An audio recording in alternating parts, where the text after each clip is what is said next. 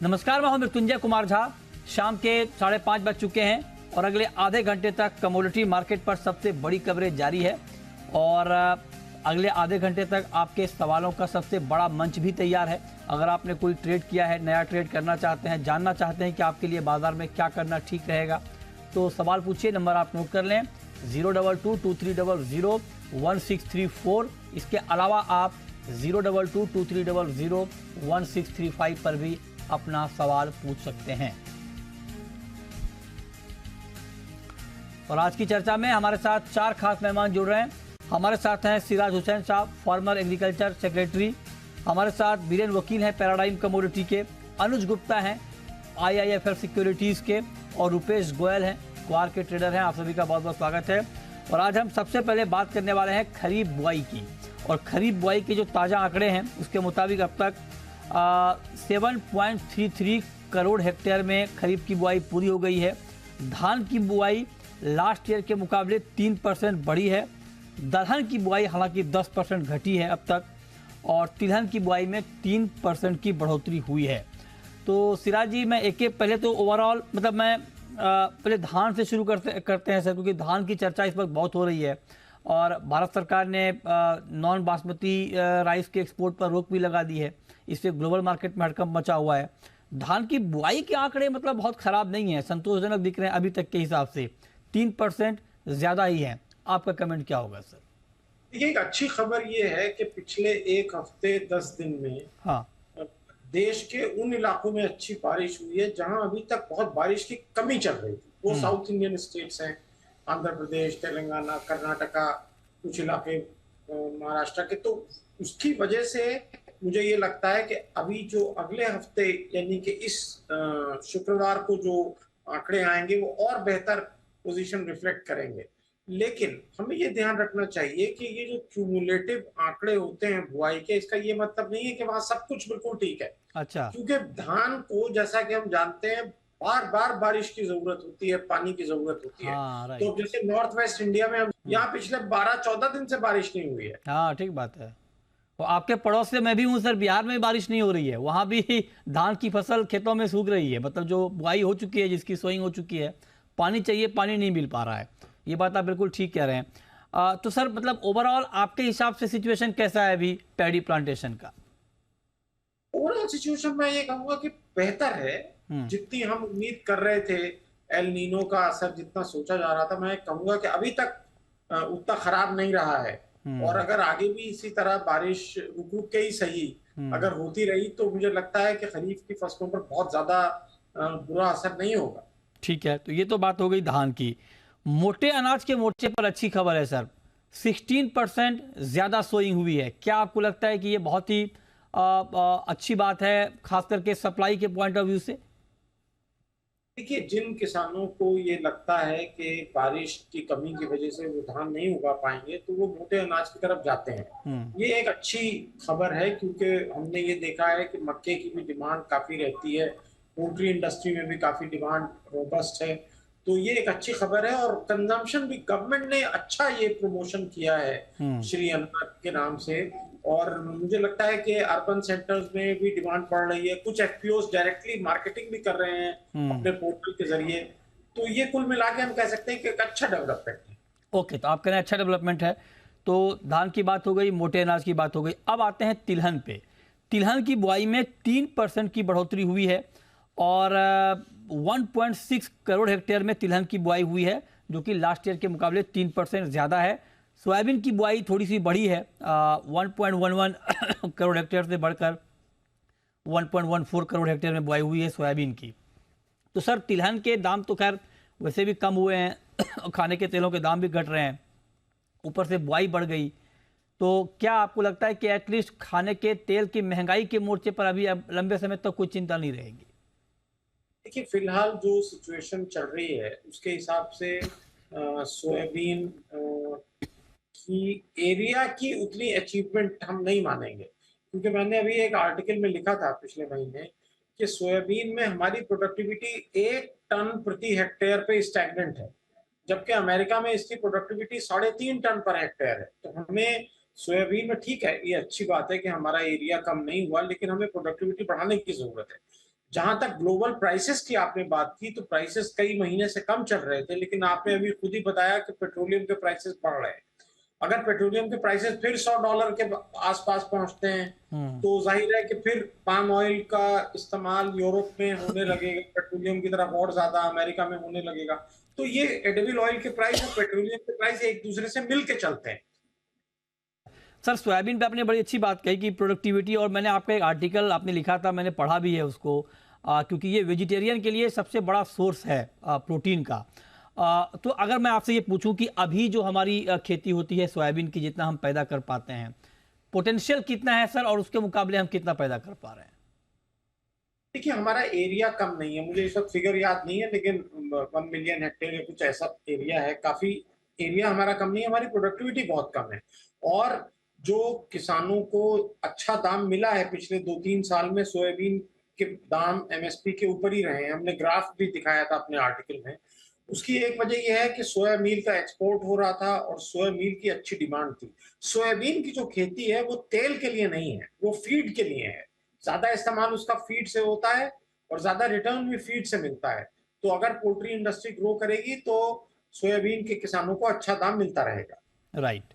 अब मैं आता हूं सर दलहन पे, और दलहन को लेकर के जो आंकड़े हैं वो बहुत ही गंभीर आंकड़े हैं, और दलहन को लेकर चिंता भी ज्यादा है इस वक्त। और दलहन की बुआई 10% घट गई है, करीब करीब 86 लाख हेक्टेयर में दलहन की बुआई हुई है। और आप देखिए कि तुअर, जिसको लेकर सरकार बहुत एक्शन में है, गंभीर है, उसकी बुआई 33 लाख हेक्टेयर से घटकर 27 लाख हेक्टेयर पे आ गई है। उड़द की जो बुआई है वो 25 लाख हेक्टेयर से घटकर 23 लाख हेक्टेयर पे आ गई है। और मूंग की बुआई 26.7 लाख हेक्टेयर से घटकर 26.1 लाख हेक्टेयर पे आ गई है।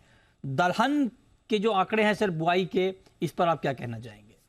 देखिए, मैंने स्टेट वाइज दलहन के बुआई के आंकड़े नहीं देखे हैं। जब तक हम ये नहीं समझेंगे कि ये कम कहाँ पर है और क्या वहां कोई दूसरी फसल बो दी गई है। देखिए, ज्यादा जो तूर बोई जाती है वो कर्नाटक, महाराष्ट्र में होती है।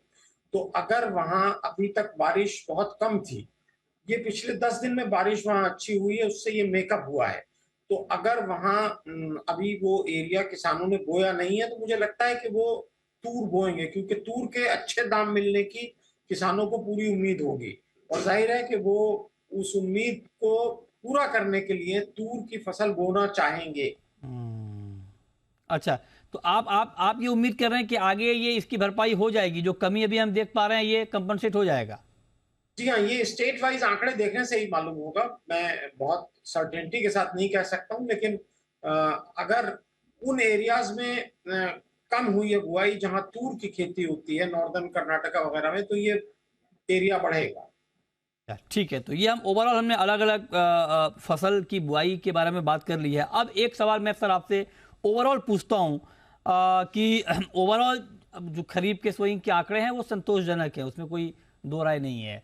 तो आपके हिसाब से जो आंकड़े अभी हम देख पा रहे हैं खरीफ सोइंग के, उसको देखते हुए क्या आपको लगता है कि सरकार के लेवल पे कुछ एक्स्ट्रा कदम उठाने की ज़रूरत है, जैसे कि अभी चावल में उठाया गया? देखिए, सरकार तो बहुत प्रोएक्टिव है। इस सरकार का इन्फ्लेशन मैनेजमेंट अच्छा कहा जाएगा और बहुत वक्त से पहले एक्शन ले रहे हैं। हालांकि जो एक्सपर्ट्स हैं, इकोनॉमिस्ट हैं, वो बहुत सारी चीज़ों से एग्री नहीं करते हैं। हम भी डिसएग्री करते हैं। मिसाल के तौर पे पिछले साल जो गेहूं के प्रोडक्ट हैं, जैसे आटा है, आटे के एक्सपोर्ट में भी बैन लगा दिया गया, जबकि वो सिर्फ 2-3 लाख टन होता है और बड़ी मुश्किल से इंडिया की फूड कंपनीज ने अपना मार्केट क्रिएट किया था मिडिल ईस्ट में, ऑस्ट्रेलिया में, यूएस में।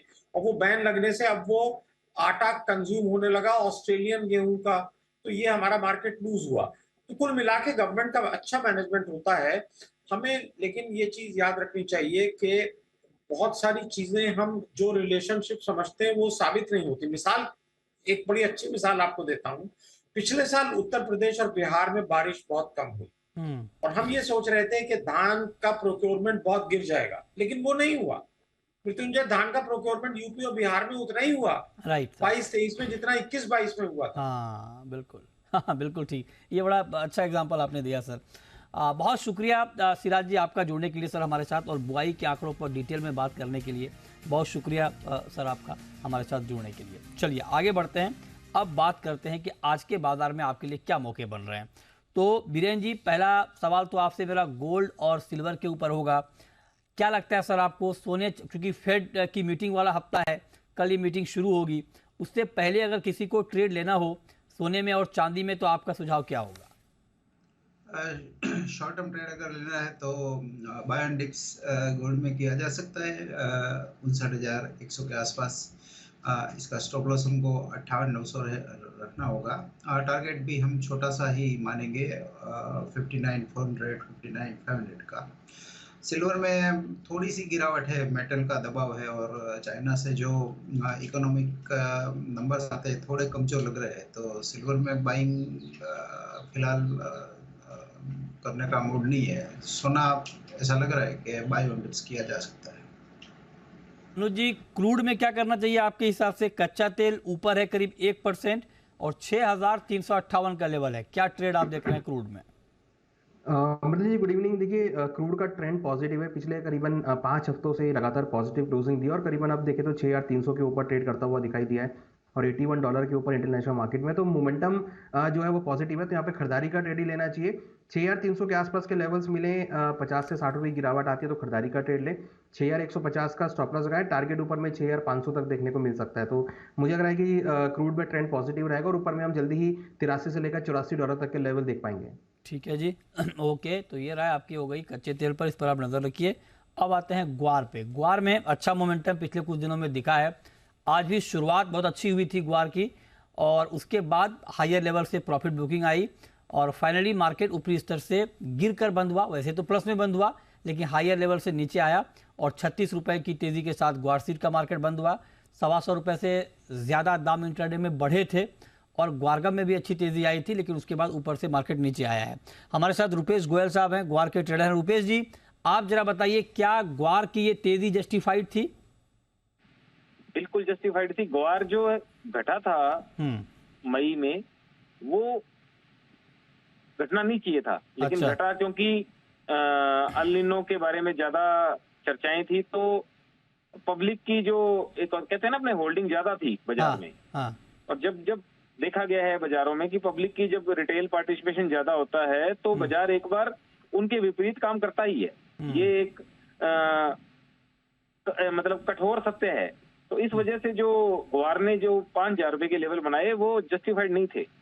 अब जबकि सच्चाई 6,000 का भाव जस्टिफाइड है, बिल्कुल 6,000 का प्राइस बिल्कुल फेयर प्राइस है आज की धरातल की सच्चाई को देखते हुए, क्योंकि डिमांड कमजोर है। सप्लाई साइड में दिक्कत नहीं है, ग्वार में सप्लाई बड़ी कमजोर है आज के दिन और सोइंग डाटा भी पिछले साल के मुकाबले 25-30% कम के हैं। ये किसका डेटा है? 25-30% कम डेटा किसका डेटा है रुपेश जी? आपका डेटा है, किसका डेटा है? ये कुछ सरकारी और कुछ ट्रेड जो धरातल पे जो लोग बीज कंपनियां, कोई व्यापारी लोग, जो कच्ची आड़त के काम करने वाले जो लोग हैं, ये उन सबका एक सम्मिलित डाटा है। अच्छा। जो ये बताता है कि इस साल जैसे बीकानेर डिवीजन है, बीकानेर ग्वार का सबसे बड़ा हब है आज के दिन। पिछले 2 सालों से बीकानेर में खूब ग्वार हुआ। अच्छा। और बीकानेर ने ही पूरे मतलब इस ट्रेड की पूर्ति की।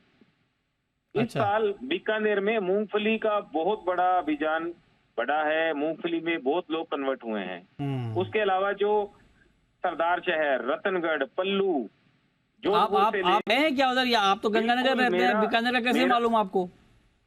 मेरा सर जयपुर भी बिजनेस है और मेरा गंगानगर भी बिजनेस है। अच्छा। तो मैं साल में महीने में 10-12 दिन मैं सड़क पे ही रहता हूँ सर। तो बाजरा, मूंगफली, मूंग ये खूब बिजाई हुई है। और ग्वार की बिजाई चौथी 5वीं वरीयता में आ गई है। किसान भी थके हैं सर, प्राइस नहीं मिला। देखते हुए किसान को भी ग्वार का चारण नहीं है, मजबूरी की खेती है अब किसान। अच्छा। ग्वार। अच्छा, तो ये बताइए अब यहाँ से आगे ग्वार का प्राइस क्या लग रहा है आपको? आज प्रॉफिट बुकिंग हुई है बाजार में, जो काफी नीचे लेवल पे लोग जो फंसे हुए थे या जिन्हों को थोड़ा नफा था, उन्होंने आज प्रॉफिट बुकिंग की है बाजार में, इसलिए बाजार ऊपरी स्तरों से थोड़ा गिरा है। अब बिजान नहरी कंप्लीट हो चुका है। बिरानी में अभी 5-7 अगस्त तक बिजाई जहां भी किसान करना चाहेगा वहां करेगा, क्योंकि अब जो भाव जो है 1,000 रुपए बढ़े हैं, तो देखो किसान भी 6,000 रुपए के ग्वार को अट्रैक्टिव प्राइस मानता है। तो बिजान के लिए अभी अपने को 10 अगस्त तक का वेट करना पड़ेगा। जो नए पॉकेट जो बिरानी बेल्ट है, जैसलमेर, बीकानेर के कुछ हिस्सों में, वहां बिजाई अगर बारिश आएगी तो हो सकती है। लेकिन अब 15 अगस्त के बाद जो सेकंड राउंड है बारिशों का, वो बहुत इंपॉर्टेंट है। वो अगर वो यील्ड को प्रभावित करेगा। अच्छा। यील्ड कितनी होती है, जैसे लास्ट ईयर में बारिशें बहुत ज्यादा थी शुरुआती, लेकिन सितंबर और अगस्त की बारिशें ना आने की वजह से यील्ड में कमजोरी आई थी। तो अब जो है बिजाई का चैप्टर खत्म होने के बाद जो यील्ड का जो चैप्टर है वो चालू होगा। तो 20 अगस्त के बाद बारिशें कैसे रहती हैं वेस्ट राजस्थान में, ये डिसाइड करेंगे कि ग्वार 6500 6700 होगा या यहीं खेलता रहेगा। अच्छा, ठीक है जी, बहुत शुक्रिया रुपेश जी आपका हमारे साथ जुड़ने के लिए और ग्वार पर बात करने के लिए। बीरेन जी, आपका व्यू क्या है ग्वार पर? 6000 के आसपास ग्वार पर आपकी राय ट्रेडर के लिए क्या होगी? टेक्निकली हम ऐसा मानते थे लास्ट टाइम, अपनी जो 2-3 बार बातें हुई है, तो 59,000 6000 के आसपास मैं प्रॉफिट बुकिंग प्रेफर करूंगा। इस भाव से मुझे थोड़ी करेक्शन डाउन साइड थोड़ी दिख रही है, क्योंकि वेदर स्टोरी जितनी भी है वो प्राइस इन हो गई है, और अगर अच्छी बारिश रहती है तो ग्वार थोड़ा करेक्ट होना चाहिए यहाँ से। ओके, ठीक है। अब आते हैं कोरिएंडर पे। अनुज जी, कोरिएंडर में अच्छी तेजी आई, मतलब पूरे मसालों में आप देखिए कि सब अपनी अपनी पारी खेल रहा है। जीरे ने तूफानी पारी खेली, उसके बाद टर्मरिक ने खेली तूफानी पारी, और अब बल्ला जो है धनिया के हाथ में आया है और आज 4% का ऊपरी सर्किट। क्या लगता है आपको अब यहाँ? देखिए, ये मोमेंटम अगर आप देखेंगे तो हम काफ़ी टाइम से डिस्कस कर रहे थे कि धनिया के अंदर एक मोमेंटम आ सकता है, और हम ये भी कह रहे थे कि जो जीरा में जिन्होंने पैसा लगाया है वो जीरा से प्रॉफिट बुक करके धनिया में लगा सकते हैं, वहाँ पर अच्छी अपॉर्चुनिटी आ सकती है। तो वही ट्रेंड यहाँ पर देखने को मिला, और अब कहीं ना कहीं देखें तो 7,870 के आसपास ये बंद होता हुआ दिखाई दिया है। तो मोमेंटम जो है वो बना है, और काफ़ी टाइम के बाद इसने प्राइस सस्टेन किया है। ये तो पहले देख रहे थे कि 7,000 के ऊपर आता, वहां से नीचे करेक्ट होता, अब ये सस्टेनेबली यहाँ पे आती हुई दिखाई दी है। प्राइस फाइनली 7,000 के ऊपर चले हैं, वहां पर क्लोज हुए हैं। तो मुझे लगता है कि अब जो मोमेंटम है वो आगे कंटिन्यू रहेगा, और जल्दी ही हम 8,000 के ऊपर के लेवल आते हुए देखेंगे। तो यहाँ पर भी ट्रेंड पॉजिटिव है। मुझे लगता है कि जिन्होंने खरीदारी करी है वो होल्ड करके चलें, 8,000 के आसपास के लेवल यहाँ पर आ सकते हैं। ओके, 8,000 का लेवल आप कह रहे हैं कि आ सकता है, इस पर आप नजर रखिए। चलिए आगे बढ़ते हैं, अब शुरू करते हैं सवाल और जवाब। और पहला सवाल इस वक्त हमारे साथ लेकर जुड़ रहे हैं रोहित राजस्थान से। पूछिए रोहित जी। नमस्कार सर। नमस्कार, पूछिए सर। वो 6,000 का लेवल आ गया, एग्जैक्ट मान लिया ग्वार में। हाँ सर, अब आगे पूछना है, राजस्थान में बारिश ज्यादा है, हरियाली ज्यादा है, तो चूरी कोरमे का इफेक्ट ग्वार के ऊपर कुछ तो नीचे में कहाँ पर बाइंग कर सकते हैं? बताइए अनुज जी, ग्वार में किस लेवल पे बाइंग करनी चाहिए? देखिए, जो हमने लास्ट टाइम टारगेट दिया था वो अचीव होता हुआ दिखा है। अगर प्राइस यहाँ पे करेक्ट होते हैं 5,850 या 5,800 तक भी मिलते हैं, मींस करंट रेट से अगर 100 रुपए की गिरावट आती है तो खरीदारी करना चाहिए, क्योंकि 5,700 का जो पहले एक रेजिस्टेंस था वो अब सपोर्ट बन गया है। तो मुझे लगता है कि 5,800 मैक्सिमम अगर करेक्ट होता है तो वहाँ पे खरीदारी करें। और जिस तरीके से इसने आज क्लोजिंग की है, मुझे लगता है कि ये एक अच्छा अपॉर्चुनिटी है। ऊपर मैं एक्सपेक्ट कर रहा हूँ कि अब नेक्स्ट टारगेट जो है वो 6,200 का रहेगा। 6,200 के ऊपर अगर प्राइस चलते हैं और क्लोज होते हैं तो फिर नेक्स्ट टारगेट 6,500 का हो सकता है। तो बट अभी मुझे लगता है कि 6,200 के टारगेट को नजर में रख के खरीदारी करना चाहिए 5,800 के लेवल पे। ठीक है, okay. Next collar D Singh साहब हैं, पूछिए सिंह साहब। सिंह साहब, आपको आवाज आ रही है?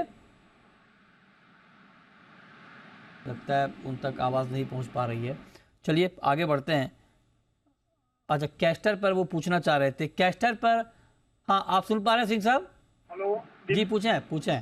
दीपिन पटेल बोल रहा हूँ सर। हाँ हाँ सर, कैस्टर के सवाल था, क्या कैस्टर आने वाले दिनों में 7,000 का लेवल कर पाएगा?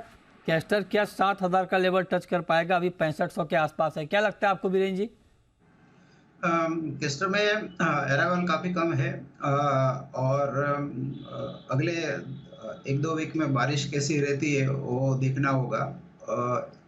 एक्सपोर्ट डिमांड भी ठीक ठाक रही है, लास्ट क्वार्टर से ये क्वार्टर में काफ़ी अच्छी रही है चाइनीज़ इंपोर्ट। मुझे ऐसा लग रहा है कि कहीं यहाँ से 200-300 रुपये की गुंजाइश है, बट ओवरऑल मैक्रो सिनेरियो देखते हुए मुझे ऐसा लग रहा है कि वो जो तेजी आएगी वो सस्टेनेबल या तो टिकाऊ तेजी नहीं दिख रही है। ओके, नेक्स्ट कॉलर हर्ष हैं हमारे साथ। पूछिए हर्ष जी। हाँ सर, नेचुरल गैस पे पूछना था, गोल्ड एंड सिल्वर तीनों पे पूछना था। Gold, silver, natural gas. हाँ जी। गोल्ड सिल्वर पे तो हमारी बात हो चुकी है, फिर भी अनुज जी फटाफट बताइए तीनों पर कॉल सर, संक्षेप में।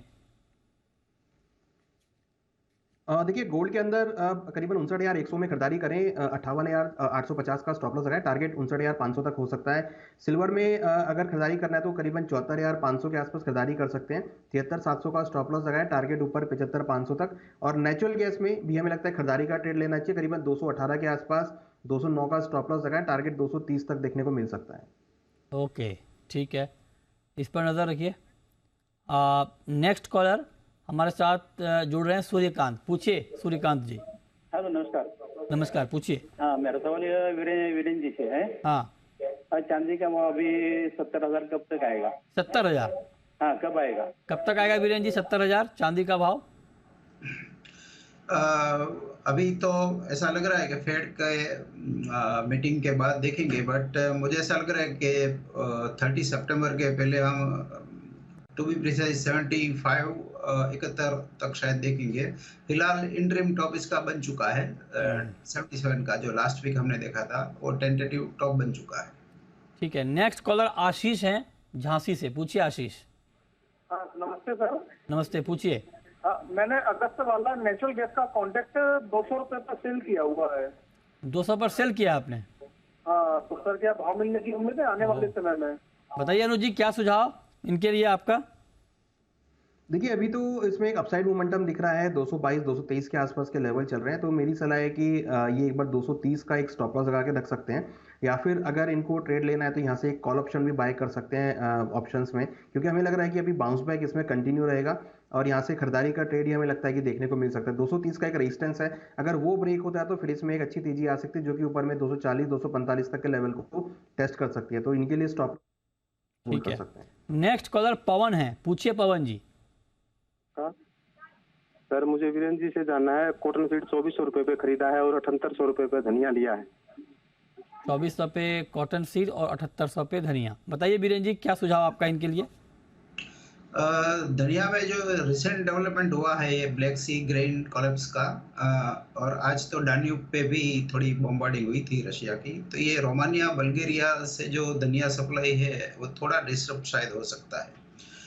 वैसे भी मैं काफ़ी समय से धनिया पे मैं बात कर रहा हूँ, अभी 8,200 तक जाना चाहिए, फिर आगे क्या ब्लैक सी में डेवलपमेंट होता है वो देखना पड़ेगा, क्योंकि अभी काफ़ी वोलेटाइल सिचुएशन है। ओके, ठीक है। नेक्स्ट कॉलर बचवानी साहब जुड़ रहे हैं हमारे साथ। पूछिए। मेरे को ये पूछना है कि मेरा 6,400 का क्रूड ऑयल में कॉल पुट होल्ड है, वो मेरा 350 में मैंने लिया था, अभी तो 295 ऐसा कुछ चल रहा है। अच्छा जी, तो क्या करें अनुज जी अभी? देखिए इन्होंने पुट ले रखा है बट मार्केट का ट्रेंड पॉजिटिव है, तो उसकी वजह से हम देख रहे हैं कि पुट की जो वैल्यू है वो कम होती हुई दिख रही है। अभी हमें लगता है कि ट्रेंड पॉजिटिव, बट आपके पास अभी टाइमिंग है क्योंकि कॉन्ट्रैक्ट 15 अगस्त तक रहेगा, तो होल्ड कर सकते हैं, बट ज़्यादा होल्डिंग ना करें क्योंकि कहीं ना कहीं इसमें अभी जो सेंटीमेंट है वो पॉजिटिव है। ओवरऑल अगर हम देखें तो मुझे लगता है कि 6,500 एक स्ट्रॉन्ग रेजिस्टेंस रहेगा जो कि $84 के आसपास रहेगा, तो उसका स्टॉप लॉस लगाकर आप होल्ड कर सकते हैं। ठीक है, ओके, इस पर आप नज़र रखिए। चलिए आगे बढ़ते हैं, कुछ और कमोडिटी की बात करते हैं। अच्छा बीरेन जी, अच्छा इस बीच सोनू जुड़ रहे हैं राजस्थान से। पूछिए Sonu ji. Good evening sir. Good evening, पूछिए सर। मुझे वीरेन जी से जानना है, ग्वार सीड का दायरा जानना है सर। मैंने 6,000 रुपए पे लॉन्ग किया है। 6,000 पे आपने लॉन्ग किया है। वीरेन जी बताइए। फिलहाल 5800-6200 की फिलहाल रेंज रखे, नियर टर्म सपोर्ट 5880 का, उसके बाद 5730 और लास्ट रहेगा 5530 अपसाइड में first resistance 6130, second 6220, but overall में उछाल में टेम्पररी रेजिस्टेंस आपने रेजिस्टेंस छोटा दिया और सपोर्ट आपने बढ़ा दिया। बीरेन जी, तेजी से दुश्मनी है आपको? मैं 5200-5300 से लगातार तेजी में था, तो परमानेंट तेजी में नहीं रह सकता। अरे सर, लेकिन भाव 6500 के ऊपर भी तो गए थे, उसको क्यों भूल जाते हैं? अभी साइड चेंज करने का मन है थोड़ा। अच्छा ठीक है जी, चलिए बहुत शुक्रिया बीरेन जी आपका और अनुज जी आपका हमारे साथ जुड़ने के लिए, बताने के लिए कि कहाँ पर कमाई के मौके बन सकते हैं। छोटा सा ब्रेक,